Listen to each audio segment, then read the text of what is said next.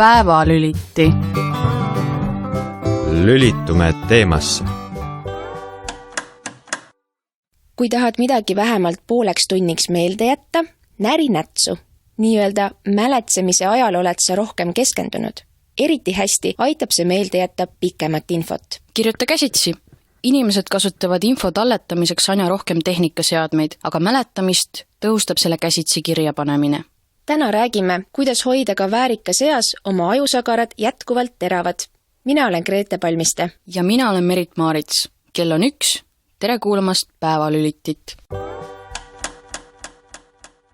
Paljud väga kõrges eas vanurid kaotavad võime elada iseseisvalt. Olgu see siis piiratud liikumisvõime, dementsus või teiste füüsiliste ja vaimsete tervisehädade kooslus. Selle aastatuhande alguses selgus, et iga 5. Ameerika Ühendriikide 55-aastane ja vanem inimene kannatab mõne vaimse häire all. Hiljem on ülemaailmne statistika näidanud, et sama probleem esineb peaaegu kõigis maailma riikides. See tähendab ka Eestis, Põlvamaal, Valgamaal, Võrumaal. Inimese vaimset tervist, olgu ta vana või noor, mõjutavad mitmed tegurid. Need võivad olla seotud muutustega suhtlemises ja kuuluvustundes, need võivad olla tunded nagu üksildus, kurbus, ärevus või mõistmatus. See võib olla ka raske haigus, mis varasemast elurütmist välja lööb. Kasutan nüüd Põlva päevakeskuse juhataja Anne Noogi mõtet, mida ta jagas Marta raadioga. Vananemine on pikaldane protsess. Vaimse tervise hoidmisel ja heaolu edendamisel saame meie ehk pere, kogukond, sotsiaal- ja tervishoiutöötajad ning hooldajad palju ära teha, aga saavad ka eakad ise. Meie saade sai kindu Põlva päevakeskuses toimuvast eakate vaimse tervise päevast. Põlva maavalitsus, vallavalitsus ja päevakeskus astusid sammu selles suunas, et rääkida võimalustest, kuidas eluõhtu mõnusaks muuta ja vananemisprotsessis teineteisele toeks olla. Tegelikult ka vanemas eas võib õnnelik olla, mis siis, et võib-olla kuskilt siit-sealt valutab. See õnnelik olemine olekski meie põhielu eesmärk ja ma ei ütle, et see on nüüd vaimne probleem. Me peamegi olema õnnelikud ja me tahame ka, et eakas inimene oleks õnnelik oma elu õhtul. Anne Nook rääkis Martale veel, et lisaks teemapäevadele saab päevakeskuses pea terve aasta osaleda tantsutundides, kunsti- ja käsitööringides, ravi võimelda ja loomulikult suhelda eakaaslastega. Kui muidu on naistel lihtsam ka vanas eas suhtlusringkonda säilitada, kiidab Anne Nook ümbruskaudseid härrasmehi, kes kord kuus klubiõhtul päevakeskuses kokku saavad.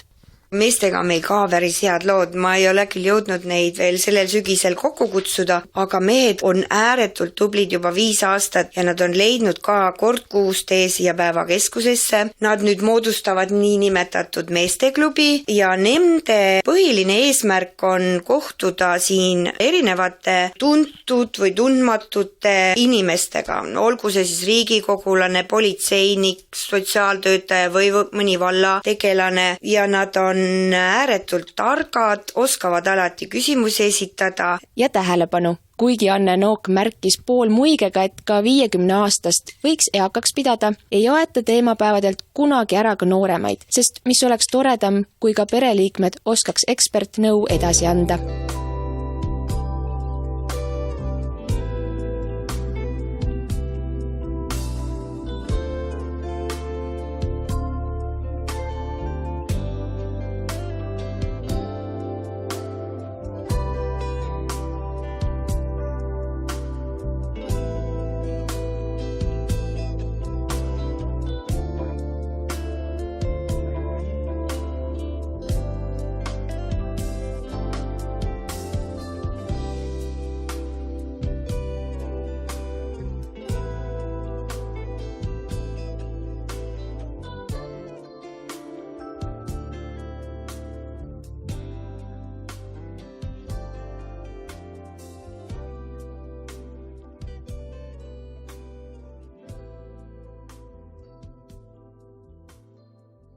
Teinekord võib tunduda, et need, kes soovitavad olla õnnelik ja tegus, ei saa õieti aru, miks seda raske teha on. Mitte, et ma ei tahaks olla õnnelik, aga tuju on halb ja midagi teha ei saa. Neil puhkudel ei tasugi end halvasti tunda, aga väike samm tuleks astuda siiski. Kas või oma mure rääkimiseks. Vaimsest tervisest rääkides on endiselt kullaväärtuses mõte, et jagatud mure on pool muret. Aga kui mure on suur ja ise kuidagi seda lahti pakkida ei oska, on ainuõige samm otsida abi. käisime psühhiaater Krista Ruusiga sel teemal juttu rääkimas ja vahendame tema mõtteid nüüd teilegi. Millised on need vaimse tervise probleemid, mida võiks märgata eakate puhul? Eakate psüühikahäired on tegelikult laialdaselt levinud. Eriuuringute põhjal oletatakse, et kuskil 16–30% üle 65-aastastest inimestest kannatab psüühikahäirete all. Ja kõige sagedastemateks psüühikahäireteks vanuritel on meeleoluhäired, ärevushäired, psühhoosid ja orgaanilised psüühikahäired. Räägime sellest ärevushäirest lähemalt, et kuidas seda märgata? Jaa, mis on siis ärevus ja mis on ärevushäired? Ma arvan, et meist igaüks teab ja me oleme kogenud, mis on ärevus. Et võib öelda, et ärevus on mingi seesmine häiresüsteem, mis vallandub reaktsioonina stressile ning selle vältel me kogeme siis erinevaid kehalisi aistinguid või psüühilisi tundeid. Huvitav on veel see, et ärevusel on evolutsiooni käigus olnud oluline roll. Ärevus paneb inimesi teatud ohu korral käituma nii, et nad peaksid nagu kuhugi põgenema, et ellu jääda. Tänapäeval on nii, et ohuliigid on hästi palju muutunud ja tegelikult me ei vaja enam ohu likvideerimiseks mingit põgenemist või kuhugi tormamist ja seetõttu tegelikult sellised kehaline erutus ja emotsionaalne erutus jääb nagu organismi ning ta hakkab siis meile teatud aja tagant andma selliseid kehalisi või psüühilisi aistinguid. Ja ärevushäire all me mõistame juba siis seda olukorda, kui ärevus on kestnud väga pikka aega ja me ei tule nagu sellega toime ja ta hakkab tegelikult meie igapäevaelu segama. Ärevuse tekke põhjused on väga mitmed ja tegelikult ei olegi leitud sellist kindlat, et kindlasti soodustavad ärevushäire teket meie mingid teatud iseloomuomadused, on olemas pärilik foon, elusündmused või ajutalitluse muutused ja et näiteks isikuomadustest võib nimetada sellist tundlikku ja kartlikku inimest, et teatud elusündmuste keerises võib nendel siis vallanduda selline ärevushäire. Spetsialistid on meile maininud mitmel korral üldistunud ärevushäired, mis see täpselt on? Ärevushäired on üldse mitmeid, ongi siis olemas üldistunud ärevushäire, on paanikahäire, on sotsiaalärevus, on foobiad ja on traumajärgne ärevus. Üldistunud ärevushäired iseloomustab kuid kuni isegi aastaid kestev selline pikk muretsemine ja närveerimine igasuguste asjade põhjal või igasuguste asjade puhul. Paanikahäire puhul avaldub ärevus selliste paanikahoogudena ja need hood on siis äkki tekkivad sellised põhjendamatud hirmusööstud, mille puhul inimene tunneb tugevaid kehalisi vaevusi. Mida inimene ise ärevushäire korral ette saab võtta? No ma arvan, et sellist ärevust oleme ju kogenud ja sellega me tulemegi toime, aga ärevushäire puhul on oluline see, et me saaksime sellest häirest aru. Tihti on see, et ärevuse puhul me alahindame oma toimetulekumehhanisme ning samas nagu see ohutunne on liiga suur, et kui õppida oma keha valitsema, mille juurde siis kuuluvad igasugused lõdvestusharjutused, hingamisharjutused, oma mõtete ohjeldamine, siis me võiksime sellega ka nagu toime tulla, aga selge on see, et kui me seda tajume ja sellega toime ei tule, on võimalik pöörduda psühholoogile, psühhiaatrile ja me kasutame selle häire ravimiseks ka igasuguseid ravimeid. Kui sageli üldse eakad julgevad pöörduda psühhiaatri poole? Ma arvan, et järjest rohkem pöörduvad ka eakad psühhiaatri poole, aga võib-olla kaks sellist põhjust, miks eakad nagu vähem psühhiaatri poole pöörduvad, üks on see, et tegelikult kardetakse teiste arvamust ja väga sageli mõeldakse, et mul on mingi vaimuhaigus või nii nagu vanasti oli, et äkki hakatakse mind hulluks nimetama. See ongi see, et mida peab ka haigetele nagu seletama, et ärevushäire ei lähe kunagi nagu üle vaimuhaiguseks ja tegelikult ärevuse häire puhul sellist enesekontrolli võime kaotamise tunnet et see ei lähe nagu kunagi üleks mingisuguseks meelepetteks ja teiseks, mis nagu takistab võib-olla arsti juurde tulekut, on see, et me kardame näida saamatud, me loodame, et me saame sellega nagu ikkagi ise hakkama, aga selge on see, et tark inimene otsib ikka abi, jah. Kas selline asi nagu sügismasendus on olemas? Meil on mitmed just matust korraldamisega seotud inimesed märkinud, et inimesed surevad rohkem siis, kui lehed tärkavad ja siis, kui lehed langevad. Kas aastaajad võivad mõjutada kuidagi seda emotsionaalset seisundit? Jaa, aastaajad mõjutavad inimese emotsionaalset seisundit ja tegelikult on psühhiaatrias kasutusel ka selline termin nagu sessoonne depressioon ehk siis lihtsamalt talvemasendus. Tegelikult on seda palju uuritud, ega sellist otsest põhjust, miks ta nüüd tekib, polegi nagu teada. Arvatakse ka inimestel geneetilist eelsoodumust, aga seda seostatakse ka siiski valguse puudumisega ja arvatakse, et just sügisest talvele üleminekul, kui pimedat aega on ja meil Eestis eriti palju, siis tegelikult selle unehormooni melatoniini produktsioon on tegelikult päeval ka inimestel suurem, mistõttu me tunneme ennast väsinuna, meil on energiapuudus,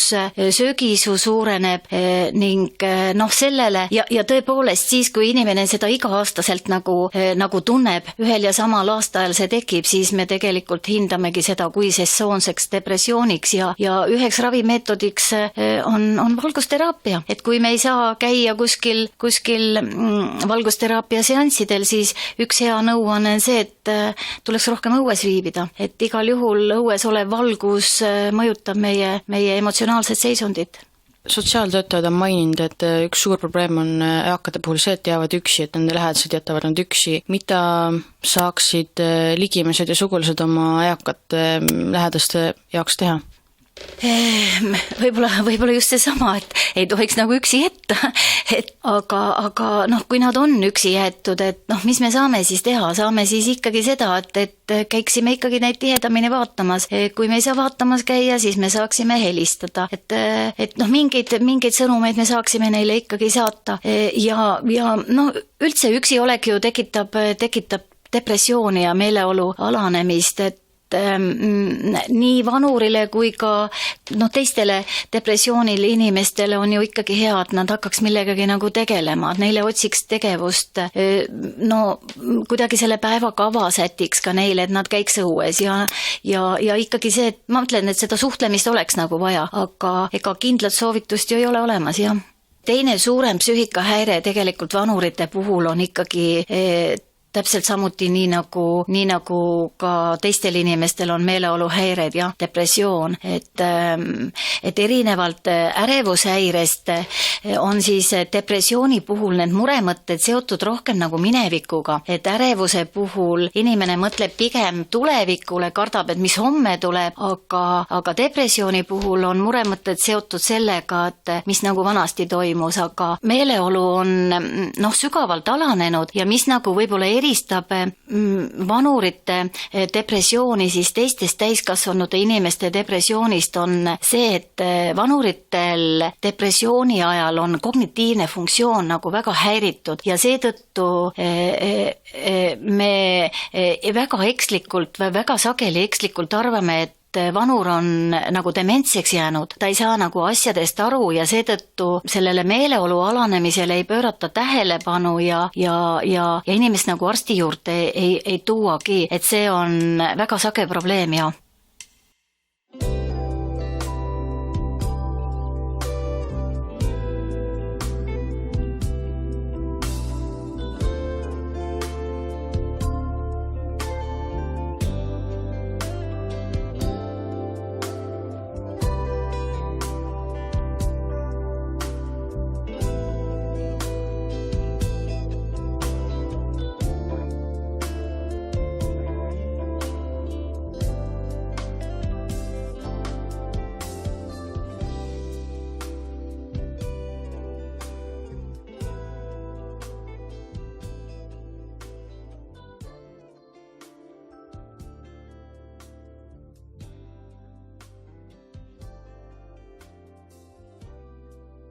mis need saate alguses antud soovitused olidki? Ei mäleta nagu enam.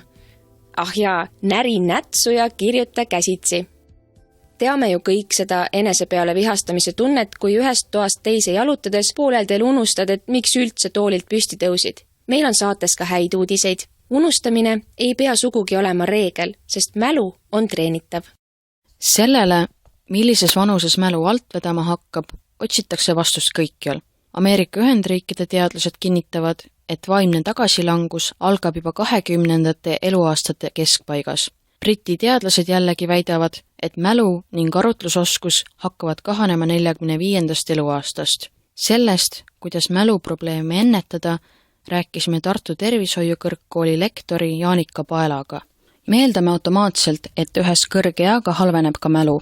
Jaanika Paela sõnul see päris nii ei ole, kuigi täielikult seda välistada ei saa.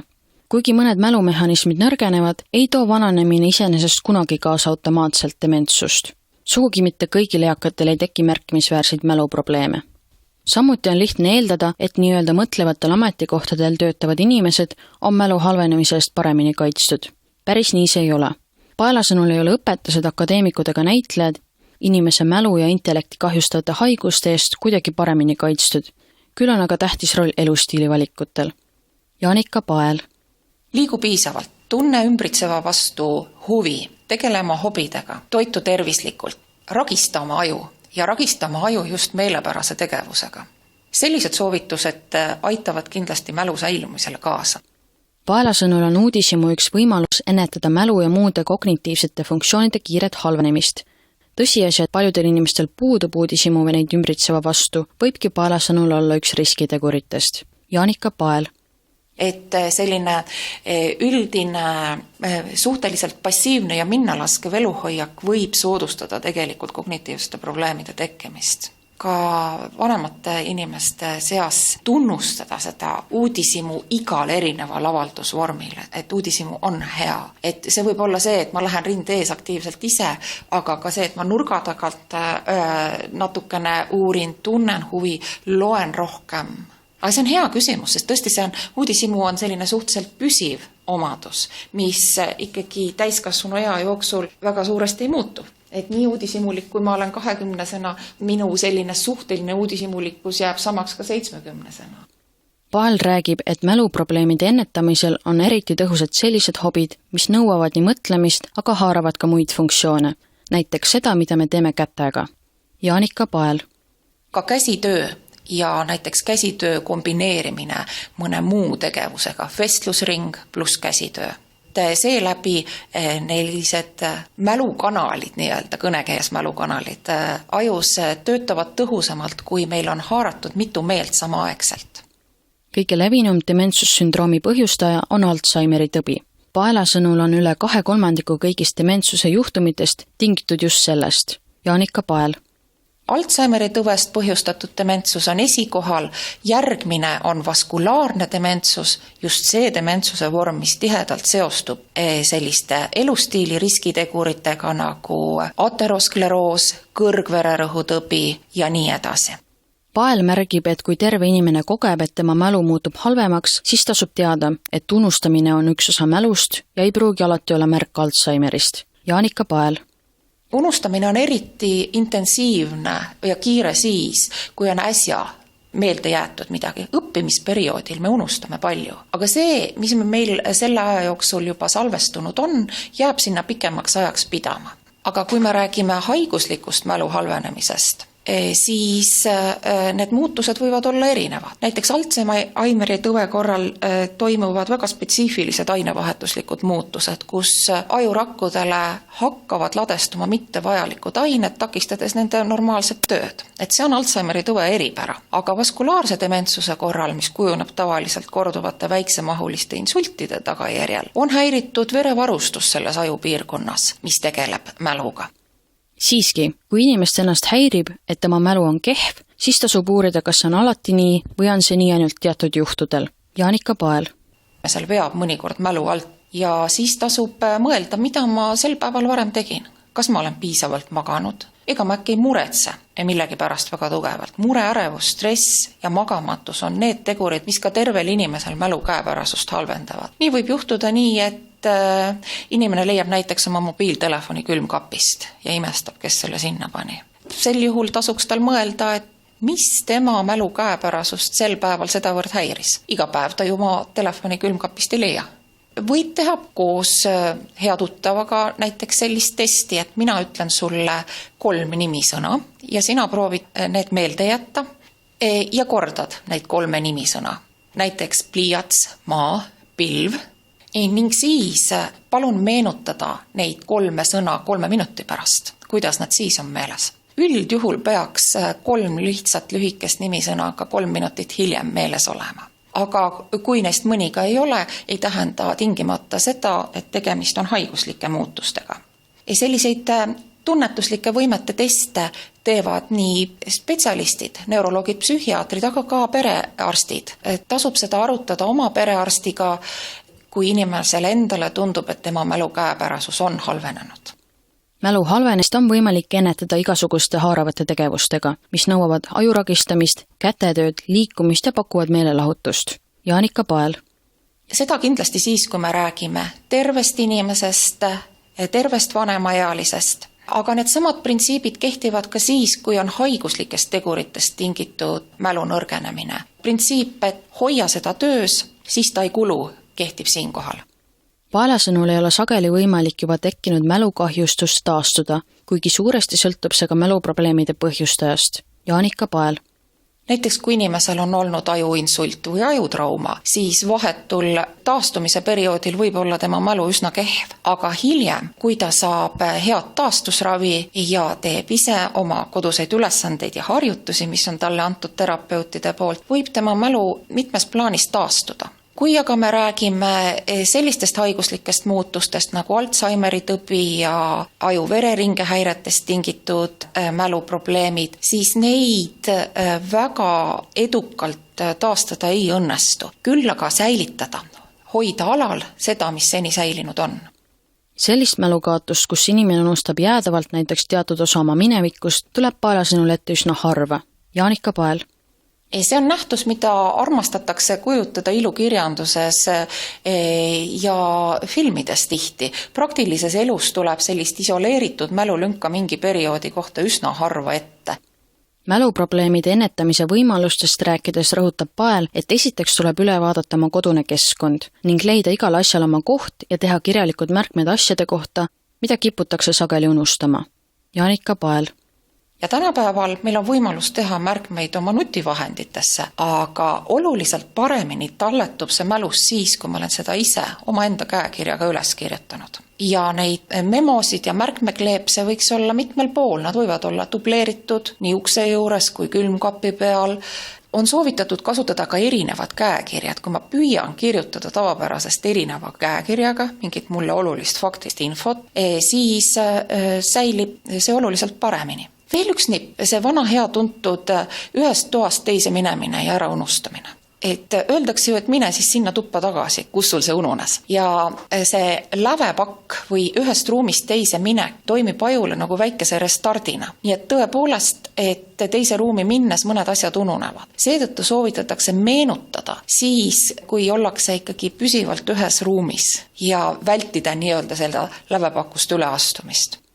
Mõeldes ütluse peale, et vanale karule uusi trikke ei õpeta, tekib küsimus, kas vanem inimene üldse võimeline end ümber harjutama. Paela sõnul on siinkohal oluline, et inimene ise mõistaks, et sellisest kirjalike siltide tegemisest on temal endale ka abi. Jaanika Pael.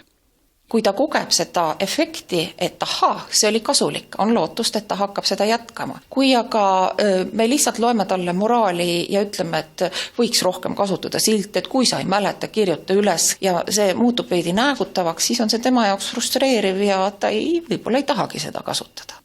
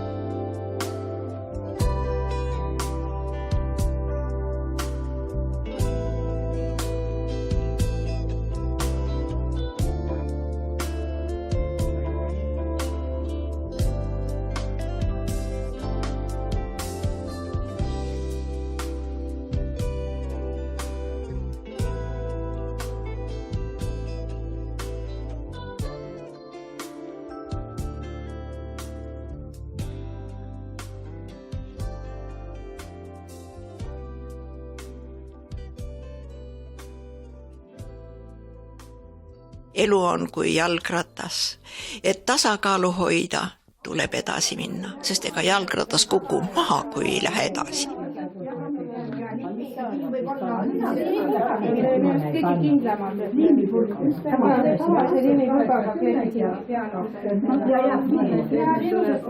Minu ees askeldab võrdlemisi väikeses toas ühe suure laua taga 15 prouat. Laual on šokolaadiga kaetud kringel, auravad kohvitassid, inglipildikestega kommid ja mõni pitski. Juttu ja saginat oli kosta juba päevakeskusesse sisenedes, ikka nakatavate naerupursetega segamini. Veel enne, kui algab kunstiring ja daamid Fimost delikaatseid õiekesi ja härmas pihlakaoksi voolima hakkavad, tähistatakse proua Asta 86. sünnipäeva. Siis tuhiseb uksest sisse ringijuhendaja Epp Metsaluik, mikrolaineahi süles ja higimull otsa ees. Ta tuli äsja loodusmatka juhendamast ja ruttab nüüd ringilistele näitama, kuidas mõni vaas, tass või lausa kingiks mõeldud pudel omanäoliselt kaunistada. Epp on ringi teinud juba mõne aasta ja saab öelda, et mitmed probleemid, mis varem mainitud sai, võivad lahenduse või vähemalt leevenduse just taoliselt kokkusaamiselt saada. Oma kätega millegi valmistamine ei arenda lihtsalt näpuosavust. Või siis arendab küll, aga kehaosa, mis voolimisest, voltimisest ja joonistamisest kõige enam võidab, on pea.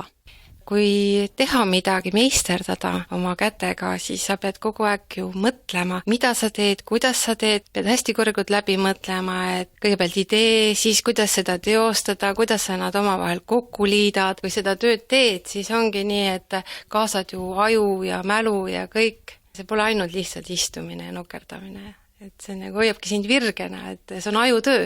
Sa ei nukitse ju üksinda, sul on kõrval sõber, kelle käest sa küsid, kas sai hea. Et see ongi see, et arendab seltsielu ja samas on peenmotoorika ja mõttetegevus.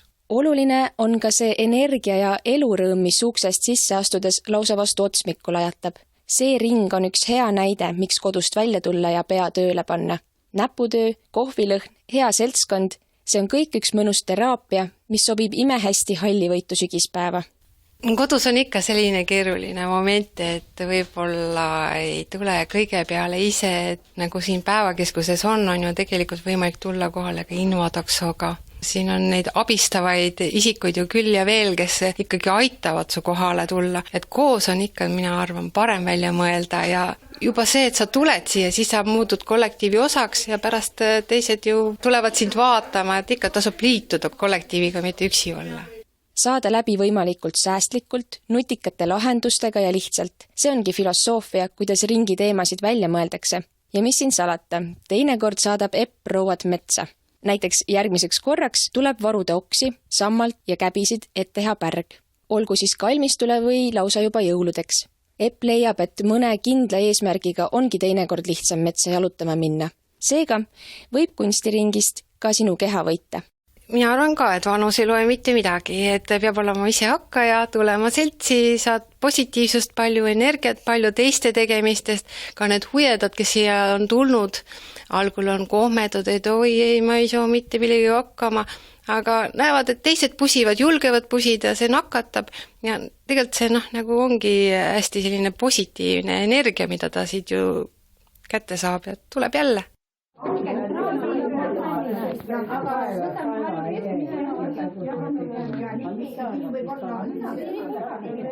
Mäletate, kõnelesin teile ennist proua Astast, kelle 86. sünnipäeva kunstiringis peeti.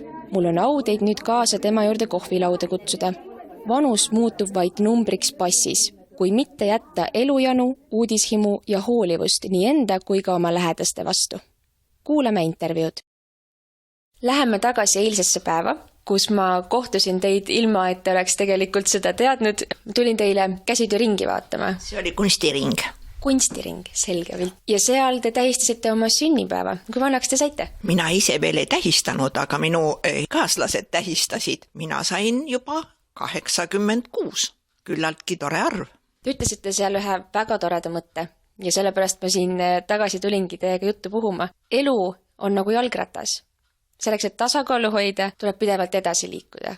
Miks see mõte teile meeldib? Ega see minu põhimõte. Ega kui ma jääksin siia koju istuma, ega siis vaevalt, et ma liiguks edasi. Ja mina olen endale võtnud sihiks senikaua, kui mu jalad on terved või liiguvad, kui terved nad on, aga iga päev teen kilomeeter kepikõndi, vaatamata ilmale, vaatamata sellele, kas ma tahan või ei taha, sunnin vahest ennast.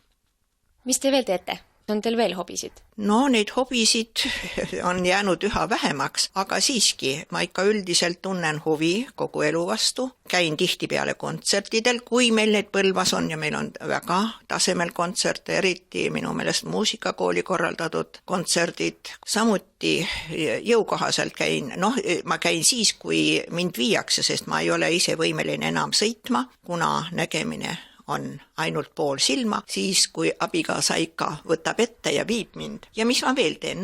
Ma püüan olla kursis ikka tänapäeva uudistega, selleks mul on tahvelarvuti ja see võimaldab mulle teha suuremaks teksti ja siis ma suudan lugeda kõike uudiseid. Siis ma olen kirjavahetuses iPadi kaudu, samuti mängin vahest kaarte. Ühesõnaga enam-vähem kõik, mis võimaldab. Skype'is olen ja kõik, mida ikka internet võimaldab, püüan ikka seda. Mainisite tahvelarvutit ja Skype'i. Tehnoloogia, on see mingi asi, mille te nüüd olete avastanud või olete pidevalt püüdnud sammu pidada ikka? Jah, elu peab. Vaatamata sellele oled nii vana, kui sa tahes tuleb siiski eluga sammu pidada, olla kursis ümbritseva eluga, siis saad vahest ka kaasa ise rääkida. Ja mul on muidugi väga hea suhe oma sõpradega. Minu ümber, ma pean ütlema, mul väga head inimesed, ka abikaasaga on vedanud, sest mul on võimalus viimased 5 aastat olla proua. Siis ma muidugi tegelen lastelastega, nendega on muidugi peab ennast küllaltki pingutama, sest kui lapsed siia tulevad, siis mammi, mängime jalgpalli, mammi, hüppame kaugust, mammi, lähme ei tea veel kuhu, ma pean kaasa tegema, pole midagi teha. Ja ma ei taha veel tunnistada ka, et ma ju nii vana olen. Lähme korraks tagasi jälle kunstiringi. Teil on sul kuskil umbes 15 daame, kes koos käivad. Mida te sellest ringist saate peale selle, et te teete väga uhkeid pudelikaunistusi? Tore on koos käia ja ma pean ütlema, et meil on kõik väga toredad inimesed, väga huvidega inimesed ja muidugi meil on väga tore õpetaja. Ja hea küll, kui mina kõike kaasa teha ei saa, vähemalt ma näen, mida tehakse ja jõudumööda püüan ka siis teha. Ja tore on käia koos ja on probleeme, mida me arutame ja sünnipäevi peame. See on vaheldus. Kui räägitakse eakatest, siis räägitakse sellest, et tänapäeval meditsiin on niivõrd hea, ravimid on niivõrd head, et eluiga läheb pikemaks, aga inimesed tihti tunnevad ennast üksi. Oskate selle probleemiga samastuda, kuivõrd raske on põlva eakatel leida endale tegevust või seltskonda? Oi, ikka väga palju oleneb iseendast. Minu meelest see päevakeskus võimaldab ikka väga paljudele inimestele seal tegelda.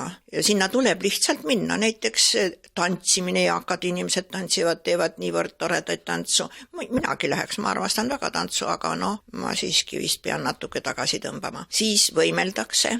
Oi, seal on igasugused ühingud, küll suhkruselts, küll südameselts ja käiakse ekskursioonidel. Minu meelest ainult ise sa pead olema aktiivsem. Ei, keegi ei tule sind kodunt ära viima ega kutsuma. Ikka pead ise ja muidu, kui sa jäädki siia, siis sind unustatakse ja ei tulegi kellelgi meelde, et on kunagi olnud niisugune inimene. Kuidas leida see aktiivsus üles endals?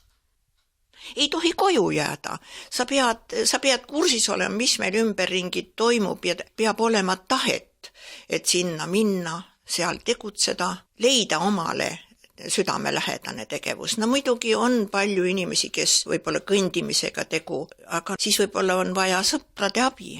Kui tohib küsida, pärast teie haigust, mõnikord kui inimesed haigeks jäävad, siis on neil ka meeleolud kurvemad ja raskemad, aga te olete väga särtsakas. Kas on see iseloomust kinni või on teil ka mingeid soovitusi, kuidas tõesti enesega leppida või toime tulla ka siis, kui enam kõik kehaosad täpselt nii ei tööta, nagu nad peaks? kui ma väga raskesti olin haige, ma mõtlesin, et mul on ikka juba palju aega ära elatud, et et midagi kui juhtub, et sest maailmas keegi siia maa peale ei jää, ükskord kõigil meil tuleb ära minna, aga tahtejõud oli see, mis mind välja tõi ja ma pean ütlema, mul on väga-väga head sõbrad, sõbrannad, kes andsid mulle tuge ja jõudu ja praegu ka, kui ongi momente, kui langed või tuju langeb, siis on väga lähedane hea sõbranna, kes alati toob mind jälle välja sellest august, kui ma satun auku, aga seda juhtub väga harva, aga muidugi ma pean ütlema, kes on ikka minu suur tugi, on minu abikaasa, kes on tõesti suurepärane inimene. Ja muidugi lapsed ka, need rõõmustavad ikka väga. Nii et tuleb luua endale suhtlusvõrgustik, tuleb leida endale tegevust ja ei tohi peljata. Ma olen teiega väga nõus, jah. On teil endil võib-olla mingisuguseid soove, mida te eakaaslastele sooviksite? Kuidas neid tervitada või kodust välja ajada? Jah, teil on väga õige. Kodunt tuleb välja tulla, tuleb suhelda, tuleb vaadata, mis kuskil siin Põlvas toimub, kui ka vähegi jõudu ja jaksu on tulla ja ega alati need tabletid ei aita, tuleb lihtsalt mõtelda siiski positiivselt, see on üks väga oluline asi ja uskuda, et läheb mul paremaks. Minu põhimõte on see olnud ja see on mul aidanud, tahtejõud on aidanud, ikka positiivne mõtlemine ja headus, kurjus on, tapab. Ei tohi olla üksi. Kui palju te teate neid, kes on üksi? Tean. Ma pean ütlema, ega minu sõbrannad ongi enamuselt jäänud üksi, aga nad on siiski optimistlikud inimesed ja just teevad käsitööd.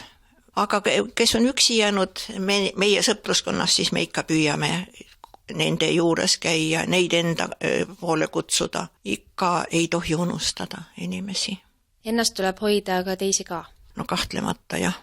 Ainult jah, et ei tohiks nagu kõikide muresid liiga endasse kõike võtta.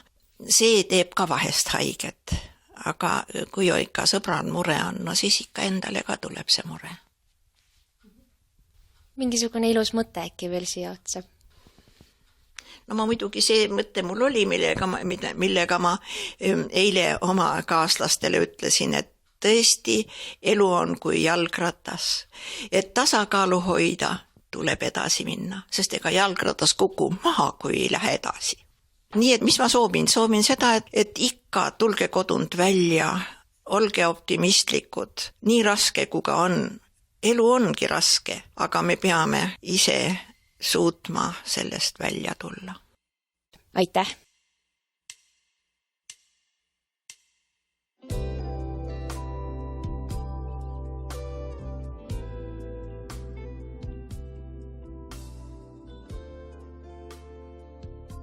Aitäh kuulamast! Soovime teile ikka head mälumist ja virget meelt. Mina olen Grete Palmiste. Ja mina olen Merit Maarits. Tänast päevalülitit ja kõiki ajakirjandusmagistrantide saateid saab kuulata kordusest kell 5 õhtul. Homme kell 1 on etris uus päevalüliti. Kuulmiseni! Päevalüliti! Lülitume teemasse.